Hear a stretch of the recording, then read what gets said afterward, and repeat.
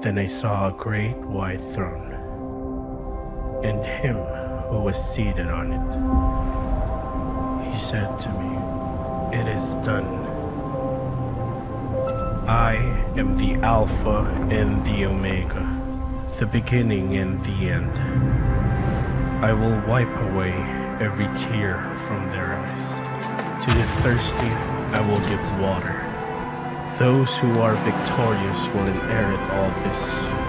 There will be no more death, mourning, crying, pain. For the old order of things has passed away.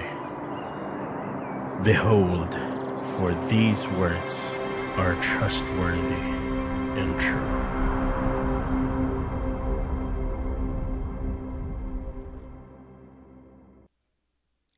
We're reading from Revelations 21, 1 to 8, and then 22. "Then I saw a new heaven and a new earth, for the first heaven and the first earth had passed away, and there was no longer any sea.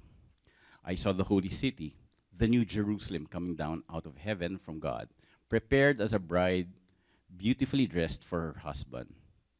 And I heard a loud voice from the throne saying, 'Look, God's dwelling place is now among the people, and he will dwell with them. He will wipe every tear from their eyes. There will be no more death, or mourning, or crying, or pain, for the older order of things has passed away.' He who was seated on the throne said, 'I am making everything new.' Then he said, 'Write this down, for these words are trustworthy and true.' He said to me, 'It is done. I am the Alpha and Omega, the beginning and the end. To the thirsty I will give water without cost from the spring of the water of life.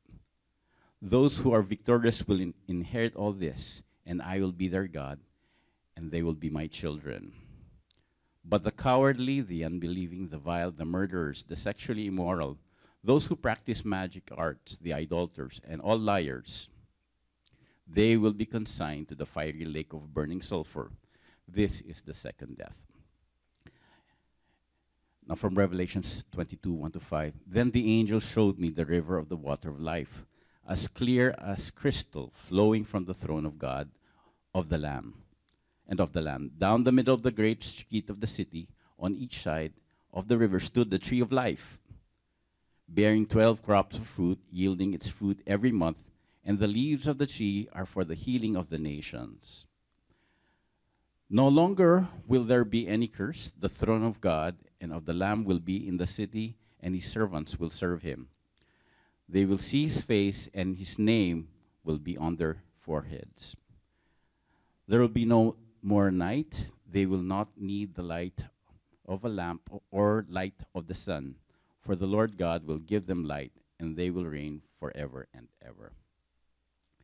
This is the word of the Lord. Father, we thank you for you have not left us in the dark about the future, but you have clearly defined to us. You've given us a picture of the beauty of what is in store. So, Lord, allow us to see that future, that we might live a life today in light of that future. In Jesus' name, amen. You may be seated.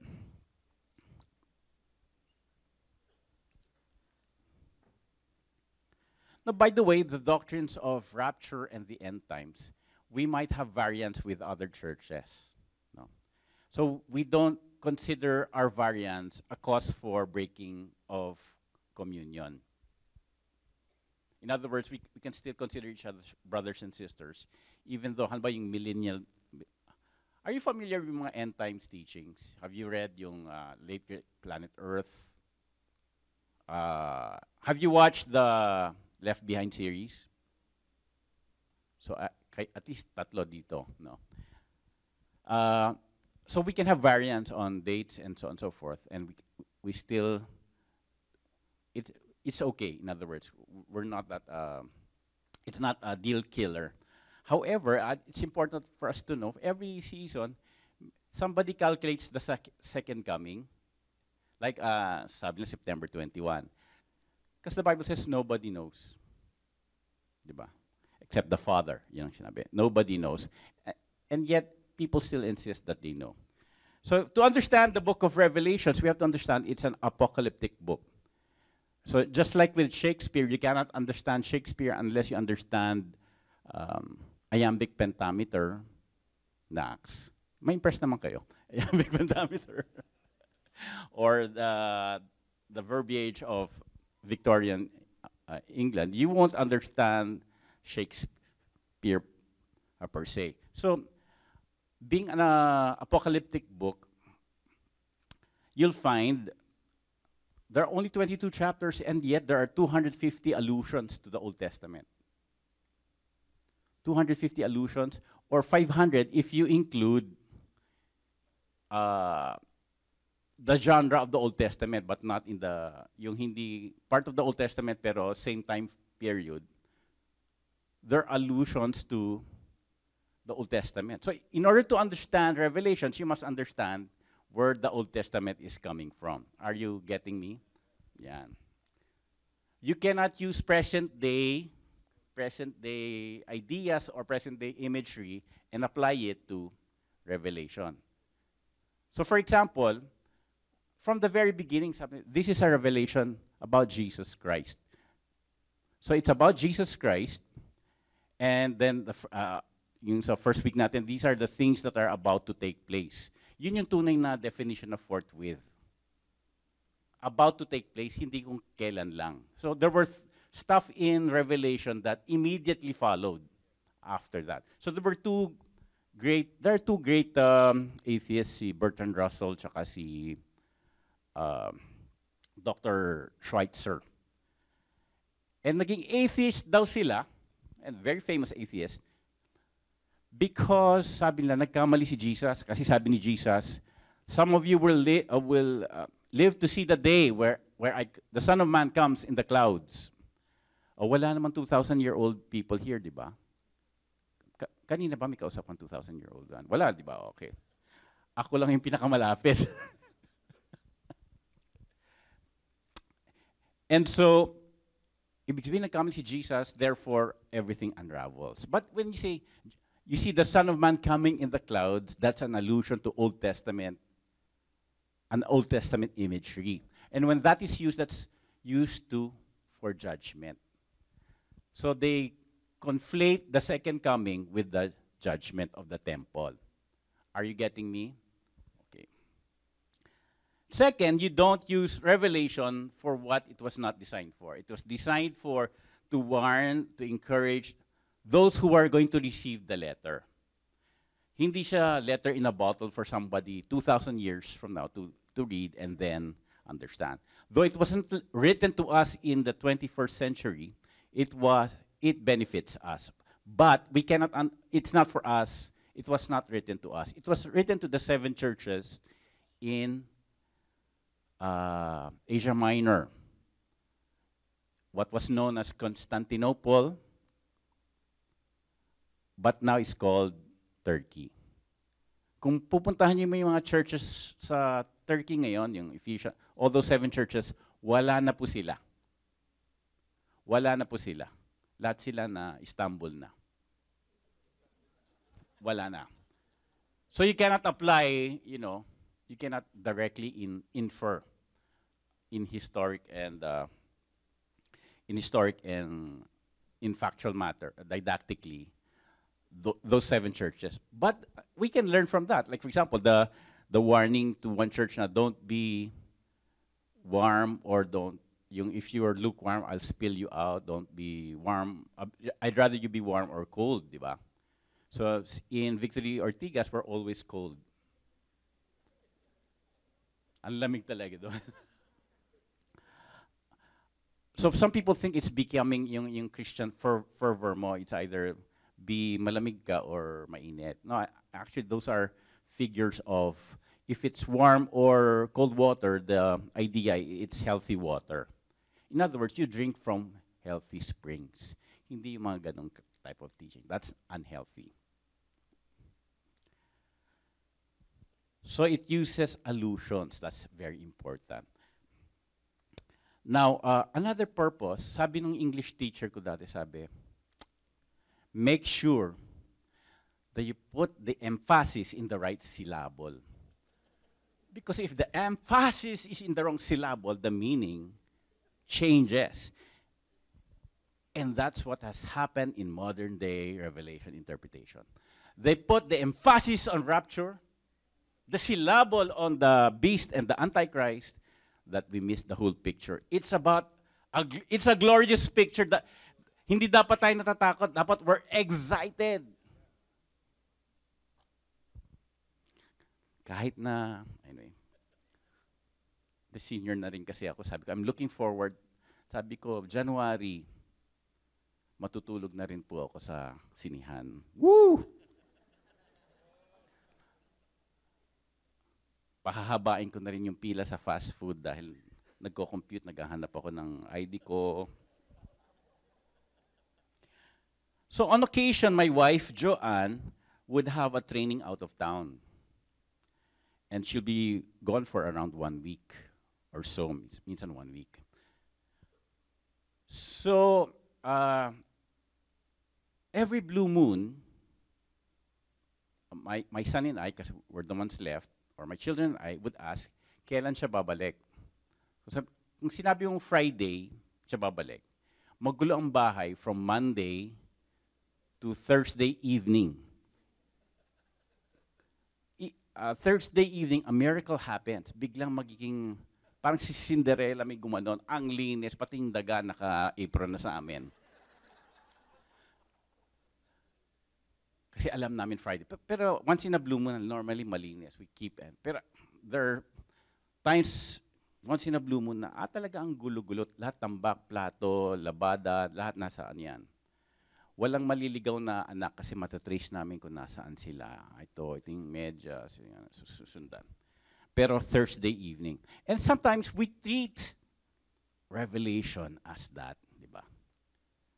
Kailangan malaman natin kailan para maayos natin yung buhay natin bago Revelation. Pangalawa, ginagamit din yan ng mga ministro. Can everybody understand Tagalog pala? I saw Matt, so I said, for my love of the United States, I'll speak in English. But, so, for Matt, ginagawa ng ibang ministro,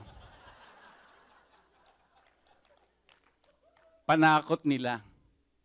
Panakot nila sa mga tao, oy, ma-born again ka na, baka bukas mawala na si Jesus, dumating si Jesus. So, there was a generation, my generation, pagka, when we go home, wala yung parents namin, ako, nag-rapture na ba? Or you're dating someone, hindi sumipot. Nag-rapture na ba? Hindi. Ginost ka lang. But do you see what I did there? I used an allusion. Every blue moon.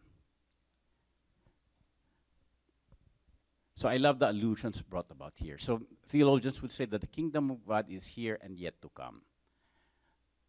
So it's showing to us the yet to come.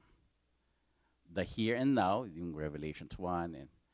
And then it also shows us some cognitive dissonance in the imagery of the Old Testament.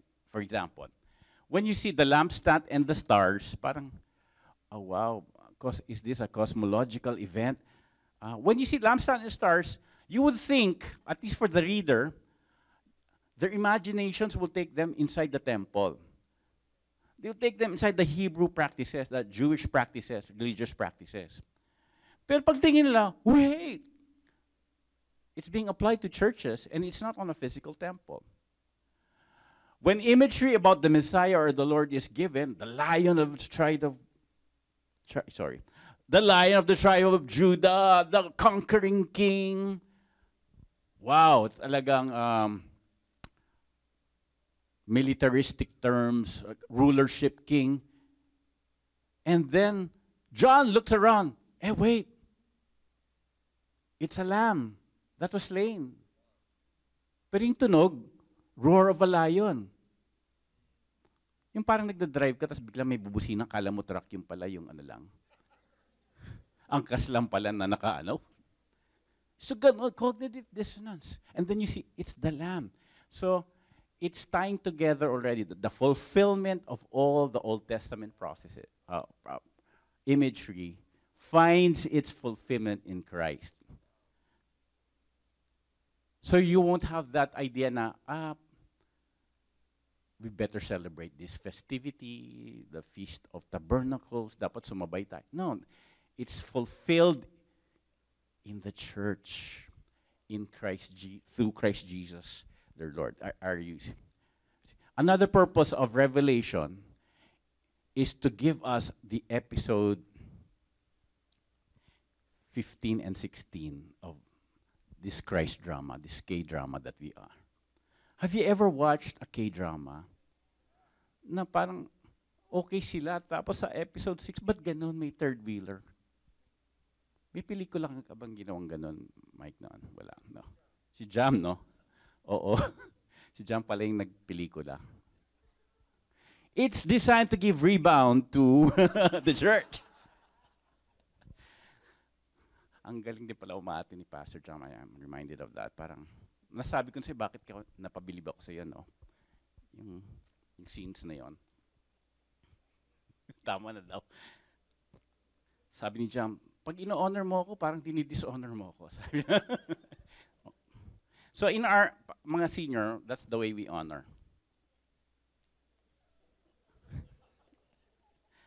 Ay, back to point 1. Point 5. Where was I? I'm still here, but yung episode. So one time I watched a K-drama, 51 episodes siya. Hindi ko babanggitin yung yung drama. John was in the States, that's why I had time. 51 episodes. So pinanood ko ng isang gabi. Anyway, ang ganda ng build-up ng love story. Ang ganda. Tapos sa episode 50 of that 51 episode, hindi sila pala nagkatuluyan. Oh man, yung kontrabida, sila nagkatuluyan. Sabi ko, bakit ganun? Bakit ganun? Ever since that time, I want you to know, I always watch episode 14 first before I watch the whole K-drama. Episode 1 then 14. Kung sila magkakatuluyan, doon ko nabubuuin. Otherwise, tapos fast forward ko yung mga second leads na space fillers lang, pampa-cute. Okay, forward. That's the beauty of technology. So this is our episode 14 and 15 and 16 for us. So that the Christians, though they will be undergoing persecution, uncertainty, excited sila dahil sa 14, 15, and 16. That's why in Revelations 19, our first week, we're presented with 2 banquets. The banquet of the marriage supper. How many are excited about banquets? Mag-blow out mamaya si Pastor Jam. Lubos-lubusin ko na. Excited kapag kasal, di ba? Mag-video kayo, slow motion kayo maglalakad. Yung pare-pareho, then you'll sing 1,000 years. That's another metaphor. 1,000 years. Mga vampira lang kumakanta ng 1,000 years. But that's another metaphor. You're excited about that. You're supposed to look forward. But again, the Old Testament technique of comparing two things, blessing and a curse, death, life and death. Ito, may buffet ng marriage supper.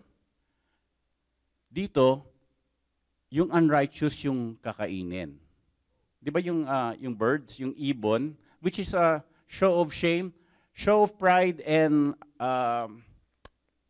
glory, dito a show of shame. Kasi sa Old Testament, kung kumain ka ng ibon, mayaman ka. Kung ikaw kinain ng ibon, unrighteous ka. Parang yung sabongero, manok yung kumain. Yan yung image. Parang nakakahiya naman yun. Yung sabongero, kinain ka. Ano tawag yun? Max? Anyway. So that was the picture. Buffet. And then we have 2 resurrections in Revelation 20, right?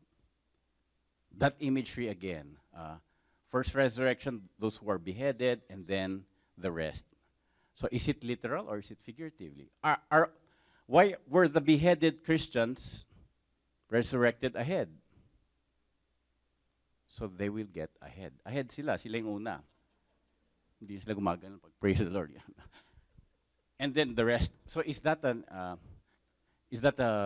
imagery, or is it those who were martyred because of Christ? Kasi even if you're beheaded, if beheaded is the only category, in time that wouldn't matter, diba? You will disintegrate in time. So whether you're beheaded or not, it's the same thing. But the point is there will be a resurrection that shows you na yung promises of the Old Testament is fulfilled in the New Testament. Yung curse of dying will be taken care of here. So the Contrabida Academy of the Old Testament is also presented. Contrabida Academy. The serpent in Eve. Babylon. Egypt. Sickness, plague. Lahat ng kontrabida ng Old Testament was dealt with in Revelation. So it's a really grand ending. So are you excited now?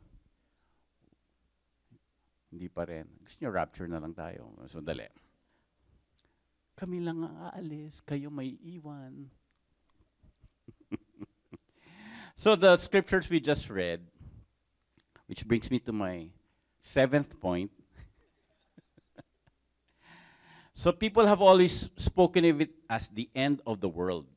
Have you ever? Yeah. So even billionaires today, the Hollywood industry, they have a dystopian view and they have dystopian preparation na baka magunaw ang mundo. So that's the idea that you have. So you're very pessimistic about the future. But again, these are imagery.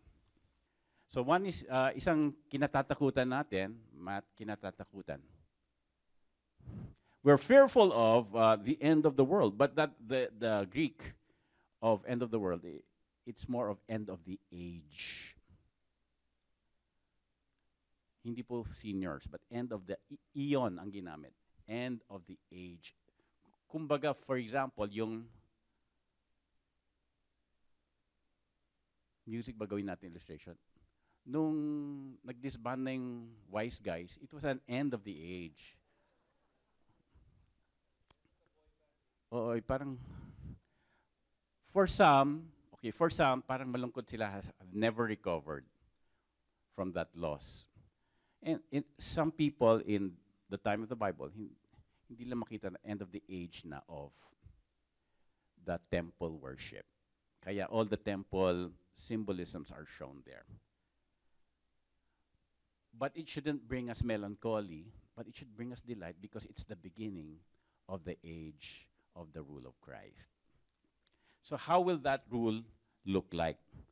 We're told, ito na tayo sa main point of the series. There'll be a new heaven and a new earth. New heaven and new earth. Now it's been prophesied, and Isaiah has been talking about it, prophesying, behold, I will create the new heavens and a new earth.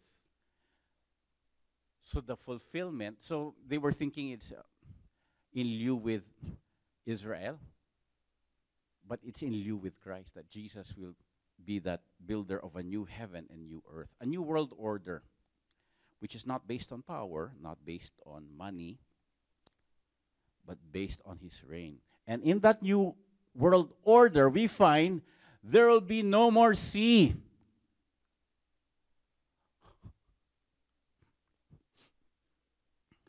Paano nang yate namin? Benta nyo na. Ibang masa, hindi naman ako marunong lumangoy. So, is it saying there's no more sea? What do you think? So again, we use the Old Testament or the culture to read it.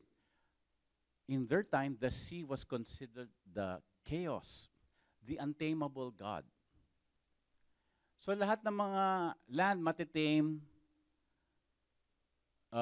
other natural phenomenon, forests can be tamed, But the sea could never be tamed. Nakakita ka na ba yung ibang tao, sinabi, sit, tapos si-sit nga yung sea, or jump, jump, sit. Only one person showed that. Peace, be still. It was already a foretaste of the things to come. So physically it was like that, but it was also, the sea god was one of the greatest gods. So if you look at Poseidon, he's actually a very powerful god. In the Justice League, si Aquaman, kala natin pathetic, di ba? Walang tubig, kawawa naman siya. Nasabat siya, dadalhin siya ni Superman, nakabat siya sa tubig para. But actually, he's the most powerful superhero kasi lahat may tubig eh. So, kaya niya i-control yung tubig. So, the god of water was, I think, Tiamat. So, in Genesis, we see the Spirit of the Lord hovering over the seas, already beckoning that the sea will respond to God.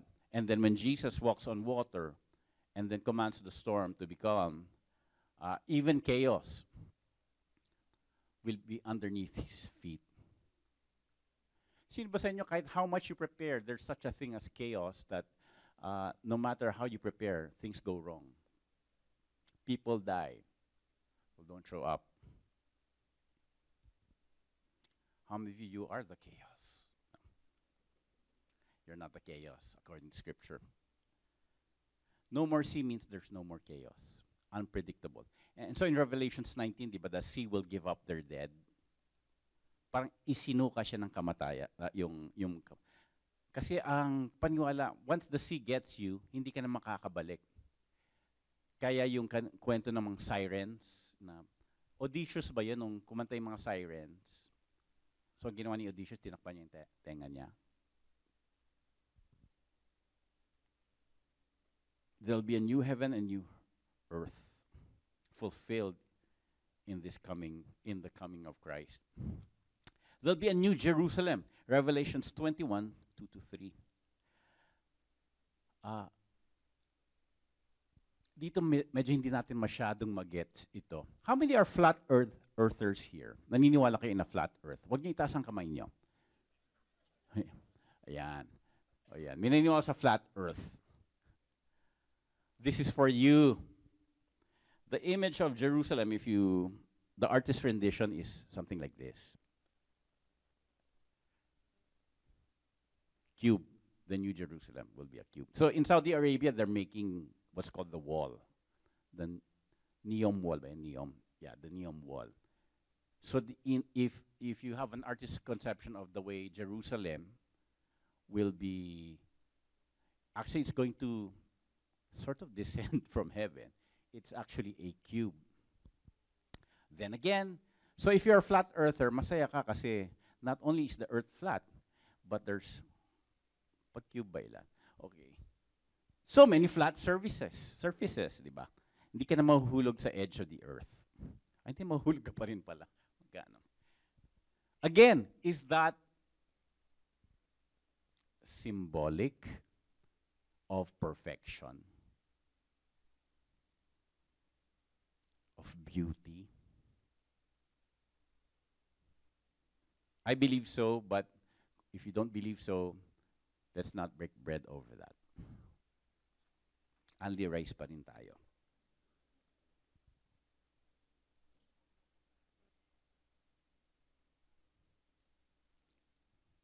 There's now a new Jerusalem. Now, hindi natin masyado mag-gets kasi we don't have that great an affinity towards our city.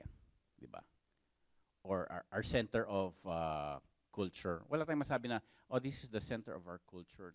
Dati Luneta, parang paglalaban mo yan. Pero nung tinayuan ng, anyway, dahil walang aircon ng Luneta, lumipat tayo sa mall.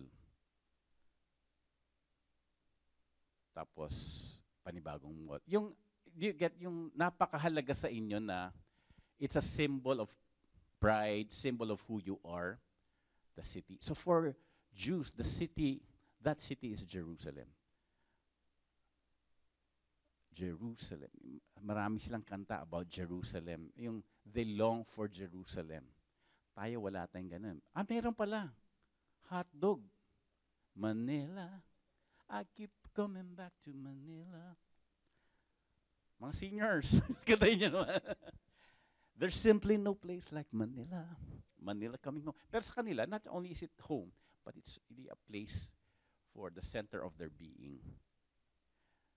And Jerusalem was always conquered and demolished. But this new Jerusalem, this new center, this new foundation, this new community will never be destroyed again. Excited na ba kayo? Episode 14 pa lang to. And then, this is the beautiful part, God will be dwelling with humanity. That was already hinted at Eden, Genesis, that God wants to live with man. He walked in the garden, and when they were in exile,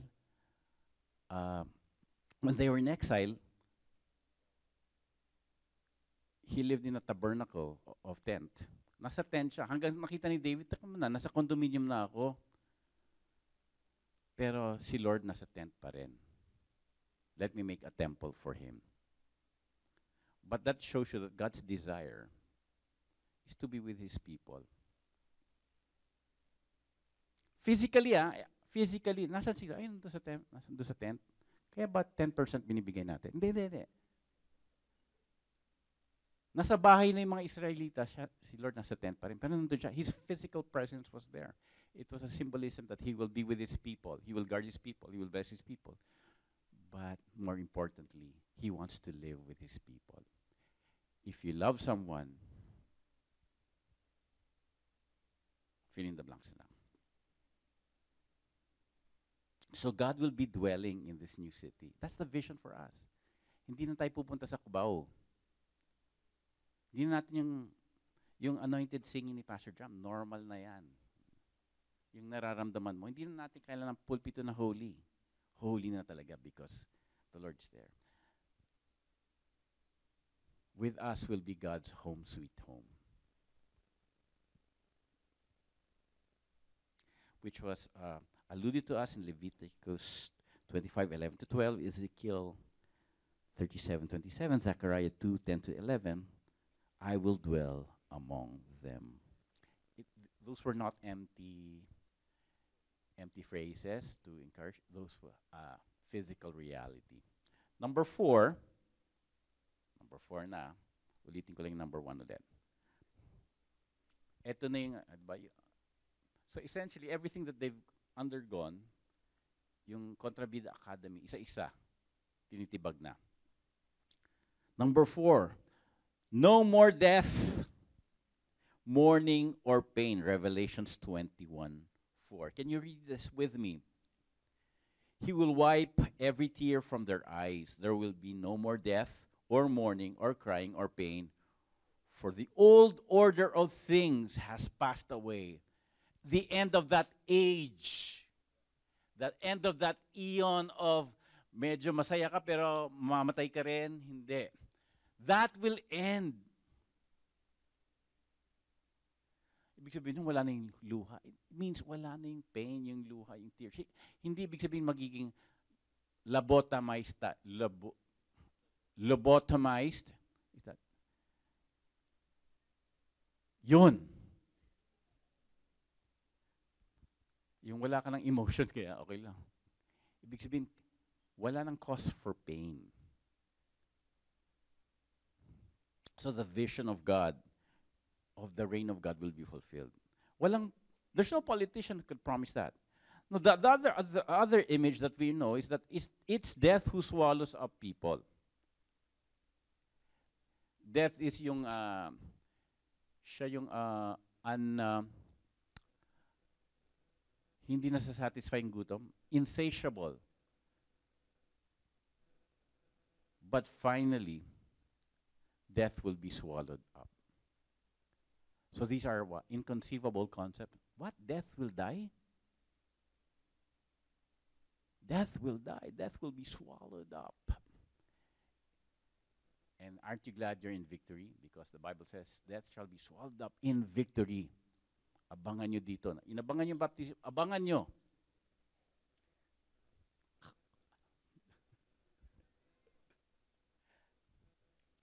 So what began in Eden is finished at the second coming. Are you excited about Revelation? Itong picture na to will be something that you'll understand. The river of life and tree of life. Wow. Saan ba nagsimula ito? Sa river of life.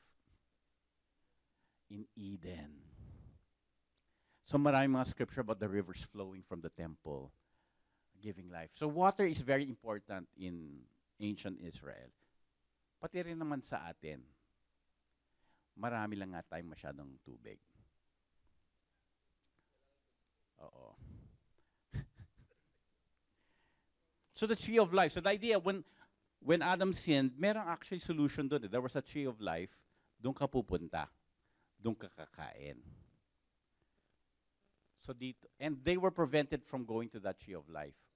But in the new age, the coming age, the tree of life will be there. Now, is that a physical tree of life or is that a metaphor na available na?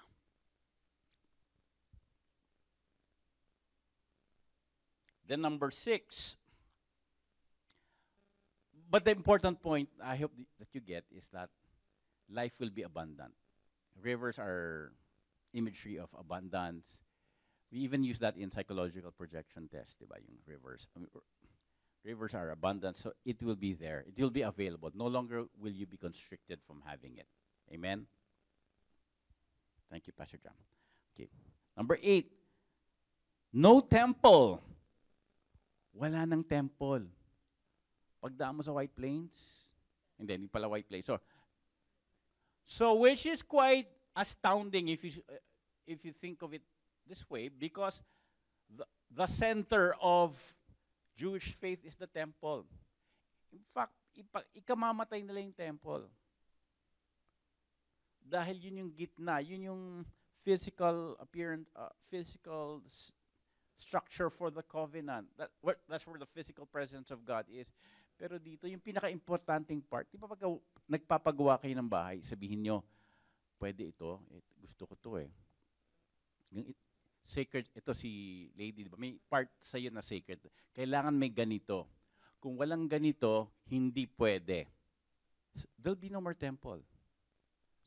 Yung pinakamahalagang part, yung centrifuge, yung central point of the city, yung mga barrios natin, yung mga syudad natin noon, may munisipyo, merong sa plaza, merong simbahan lagi. Tapos, what? Christian country, wala pang, ha? Wow! Wow! Jerusalem, wala. No temple. Why? Because Jesus and the Lamb, God and the Lamb will be our temple. God and the Lamb will be our temple. I hope when you imagine that, the temple will pale by comparison. It will be, every city-state tries to have an infrastructure that is iconic. Like in Sydney, you have that the Opera House. In Paris, you have that Eiffel. By the way, if you're wearing branded, okay lang din ah. Pero if you're in the Senate Blue Ribbon Committee, malalaman nyo kung guilty. Kung hindi lang ma-pronounce yung brand, palagay ko guilty sila. Louis Vuitton? Yeah, Eiffel. In the Philippines, we have Cultural Center maybe. But this defines the city, right? It defines the city. What defines this new kingdom is the new temple, God Himself. And anything else will pale by comparison that was ever made by man or designed by man. It will be so beautiful. Ready na ba kayo? Okay. May lighting, ano pala, no? Number 8. Number 7. Iba na rin yung lighting system. We won't need those lighting systems. Hindi natin kailangan ng LED or incandescent lamps. in this new city. Yung mga 15,000 na lamp na bibili natin ng 300,000, hindi na mangyayari. Mas mahal pa doon because the new lamp will be Jesus himself. He will be, the Lamb himself will be the light of the world. Can you imagine that? Kaya totoo pala yung flat earth, but how can you cover the surface with light if it's not flat? Oh, for the spherical earthers, posible pa rin yan. It's called quantum theory. Okay. Nah. A photon can be in two places at one time, and so on and so forth. I may be wrong. Oh, actually, I'm just. But imagine that you don't need a lamp. You don't need a Meralco. But it will always be bright. And that light will be from the Son of God himself, the Lamb. Not from a lamp, from the Lamb. So for me, I love to sleep especially in my age now. Parang it's a special skill, it's a learned skill that I have. Yung masandal lang ako sa natulog na ako. So I can't imagine walang evening. But in the imagery of the Old Testament, night is always been of uncertainty. That's where where predators come out. And you're only as good as your lighting system. You're only as good as your aqueducts or your watering system. So in the kingdom of God, it will be perfect. By the way, you won't live there as spirits na lumulutang na wala na kayong pangangailangan. So that's the idea we get. That's a Platonian concept of heaven separation spirit. There'll be a reunification with your body, whether it's ashes or beheaded or you died of a natural death. That gives you the value of your body. Your body is very important. Your body is very important. God loves your body, not just your soul. Alam ko yung nanliligaw sa inyo, sabi, don't judge me for my body. Judge me for my heart. No, God loves your body.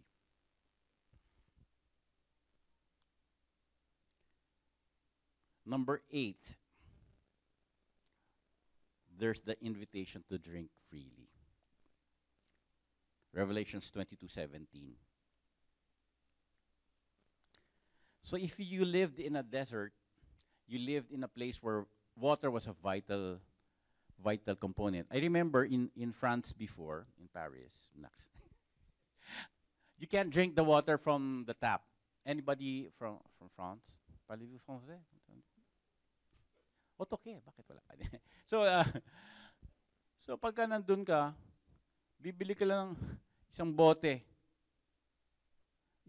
ng tubig, tas you wanna make sure isang linggo kaya mo yon. Kasi ang mahal-mahal ng tubig sa Europe. Kaya parang may eyedropper ka, gaganyan mo lang yan every day.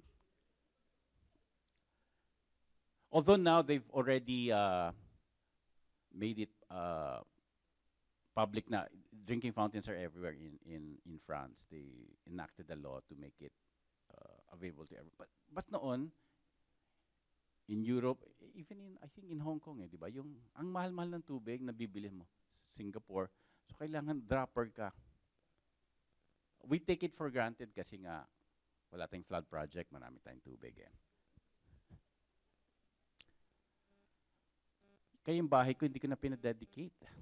3 beses nang nabaptize. Full immersion. Victory weekend na siya,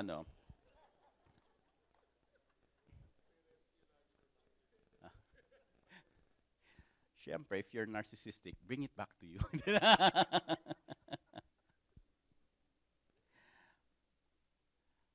An invitation to drink freely. And by the way, the more expensive the water, the more matipid ka. For those of us who are more advanced in years, naalala niyo ba yung perfume nandun lang for display, but you don't use it? Yung mga imported, yung talagang nakatago lang yan. Tapos yung perfume, gaganunin mo lang yan. Wala pang aficionado noon eh. Ganun lang kasi it's expensive. So you're very, and especially in the older generations, may scarcity mentality. Sa Pilipinas na uso yung ano eh, yung tawag na scarcity economics. When you go to Costco, di ba, puro malalaki.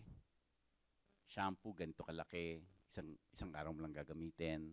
Yung parang mga anak mo na yung toothpaste mo, ganyan kalaki. Kahit na pustiso ka. Diba? Yung ganun kalaki.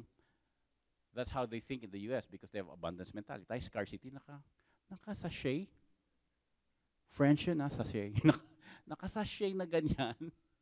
Tapos titipirin mo pa ng isang buwan, di ba? Nung nagmahal nga yung gasolina, nag-offer sila sachet na yung ano eh. Yung gas, yan na lang oh. Okay, nakaunsad kang ganyan. But here, the most valuable, beautiful water will be in abundance. Para kang si Pao. Pag naliligo yan, nagbabatab yan. Evian water yung ginagamit yan. If you didn't know. Okay. Pwede ba natin ito i-broadcast yung mga sinasabi ko? Wow. And there's nothing short of that. Wow. I hope, and what I'm just describing to you does not even touch the surface. It does not even come close. When God gives a metaphor, the reality is much, much greater. So some people say, oh, the hell here is a metaphor. It's not a real place. But those people in hell, dadalhin pa sa lake of fire. So paano yun? Kaya nga pag hindi born again, ayaw namin makremate sila.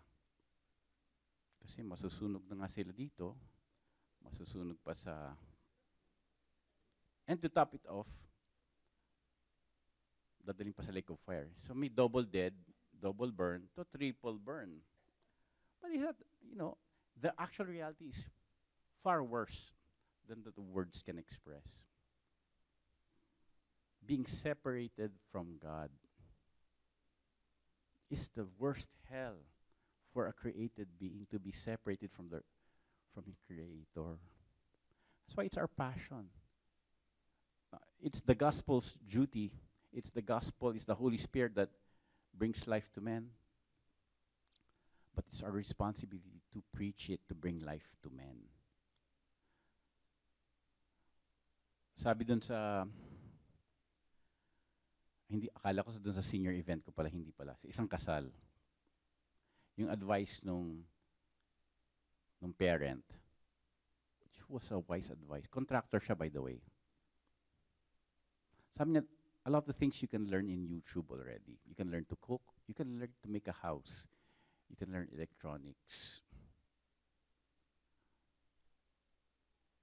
through YouTube, but you cannot learn to love and have a relationship through YouTube. It is something that you have to live out in your life.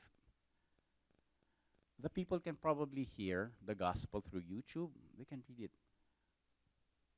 But only a Christian can preach the gospel.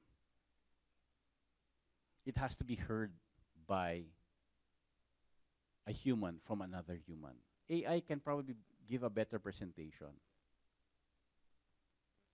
But only a sinner saved by grace can preach about salvation by grace.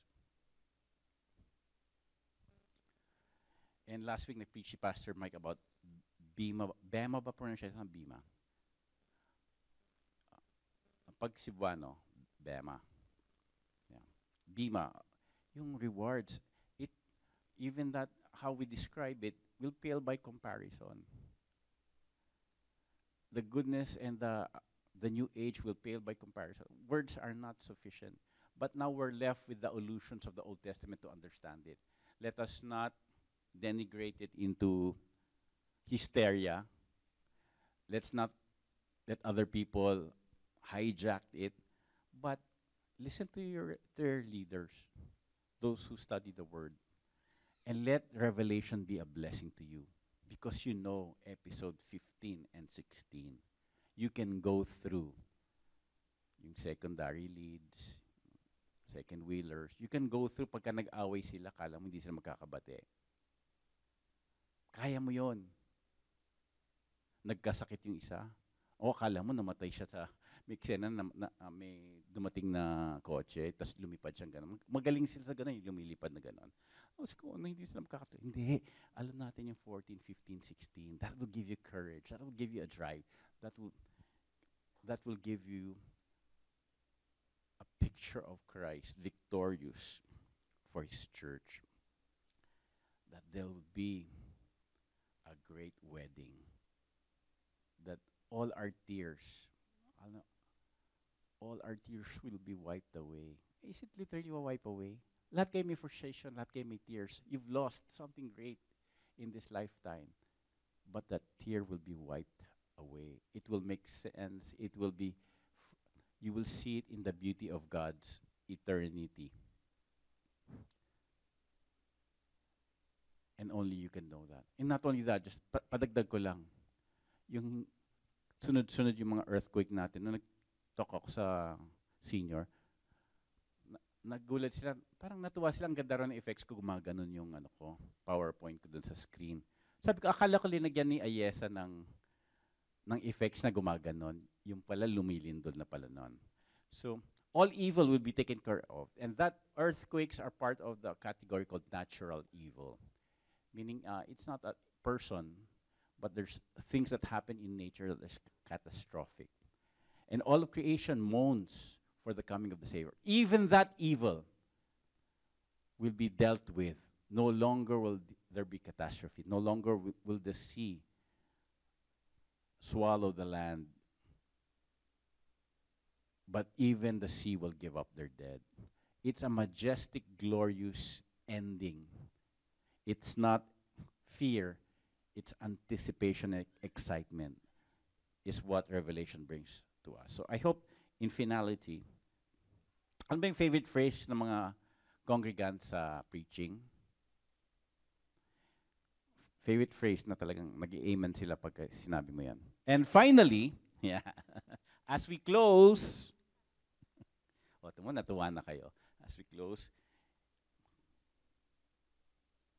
the story of Revelation is, it answers all of the questions that God will redeem and renew creation, and it will be we will be eternally blessed to be with God on earth as it was in the beginning.